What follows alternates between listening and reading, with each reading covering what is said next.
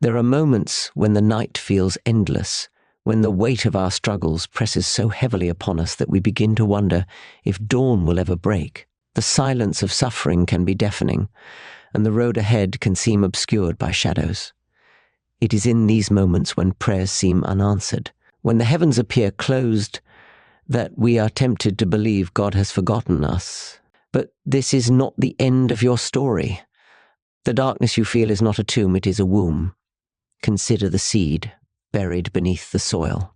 To the untrained eye, it seems abandoned, lost beneath the weight of the earth.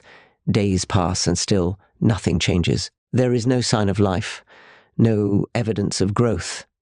Yet beneath the surface, something miraculous is happening. The shell of the seed is breaking, roots are pushing downward, and a sprout is reaching for the light. The silence does not mean nothing is happening.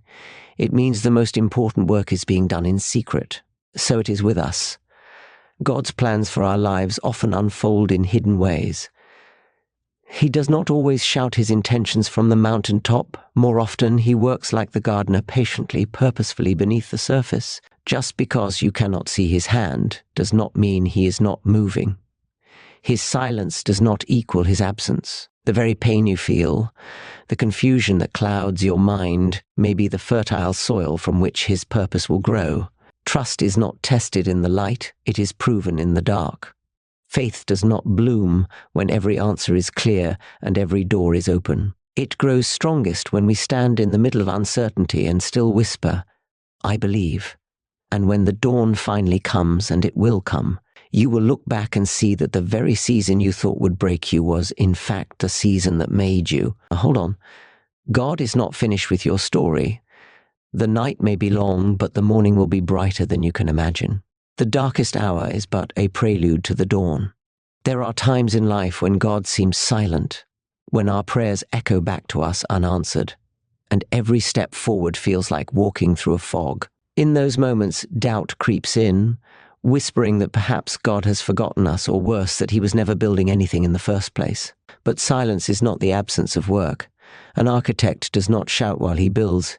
He works quietly, precisely, with a plan only he fully understands. The foundation is laid long before the walls rise, and the most critical pieces of a structure are often the ones hidden beneath the surface. So it is with your life. What feels like God's silence is often his most profound activity. He is arranging the unseen, shifting circumstances, aligning people, preparing opportunities, all in ways you cannot yet grasp. Just because you don't see the blueprint doesn't mean there isn't one. If a house looks unfinished, it doesn't mean the builder has walked away. It means the work is still in progress. We want God to explain himself, to show us the full plan, to reveal how every trial fits perfectly into his design. But faith is not built on sight. It is forged in trust. If we only believed when we saw the final picture, that would not be faith at all. It would be certainty. And God calls us not to walk by certainty, but by trust. There will come a day when you look back and realize that the season you thought was barren was, in fact, the season where God was laying the most important foundations. The delay was not denial, the waiting was not wasted. What seemed like an empty canvas was already being painted with strokes only time would reveal. So do not mistake his silence for his absence. The architect is still at work, the builder has not left the site, and the designer of your life has not forgotten a single detail. Trust that the walls are rising, even if all you see now is the dust. Trust that the plan is unfolding, even if you cannot yet read its lines. For one day you will stand in the completed work of his hands, and you will understand that his silence was not stillness, it was preparation. There are seasons in life when the weight of hardship feels unbearable, when the fire of trials seems too fierce, and the anvil of suffering strikes again and again.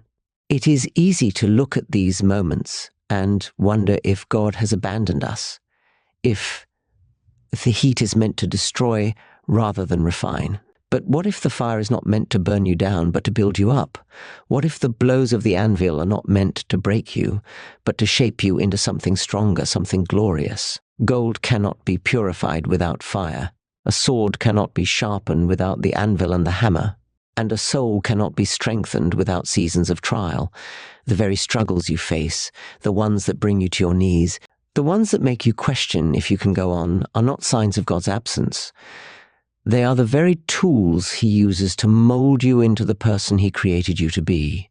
You are not being punished, you are being prepared.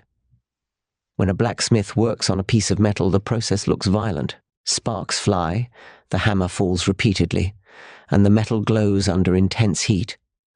But the blacksmith knows exactly what he's doing. Every strike has a purpose. Every flame serves a goal. If the metal had a voice, it might cry out in pain, begging for the process to stop. But the blacksmith does not cease his work until the sword is strong, sharp, and ready. So it is with God. The hardship you face is not a sign that he has forgotten you. It is evidence that he is forming you. He is burning away what is unnecessary, breaking off what is weak, and refining you into something that will endure. The crown of glory is not given to those who have never been through the fire. It is placed upon those who have been tested and found steadfast. It may not feel like it now. The pain may seem senseless, the suffering without reason.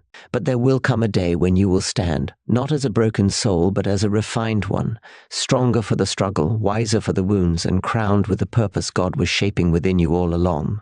So hold on. Do not despise the fire, for it is making you pure. Do not curse the anvil, for it is making you strong. And do not lose faith in the one who holds the hammer, for his hand is steady, his aim is perfect, and his purpose for you is sure. One day the crown will rest upon your head, and you will realize that the very fire you feared was the fire that forged you for glory.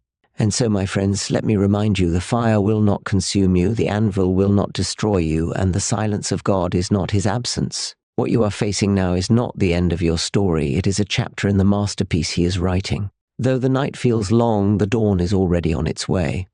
Though the weight of this season seems unbearable, he is using it to strengthen what is within you. Trust in the architect who is still building, even when you cannot see the blueprint. Trust in the refiner who is shaping you, even when the heat feels too much. Trust in the gardener who is working beneath the surface, even when there is no sign of growth. For the God who began a good work in you will surely bring it to completion. And when the day comes, and it will, when the pieces finally fall into place, when the crown is placed upon your head, and when you look back on this season, you will see clearly. Every tear, every trial, every silent prayer was not wasted.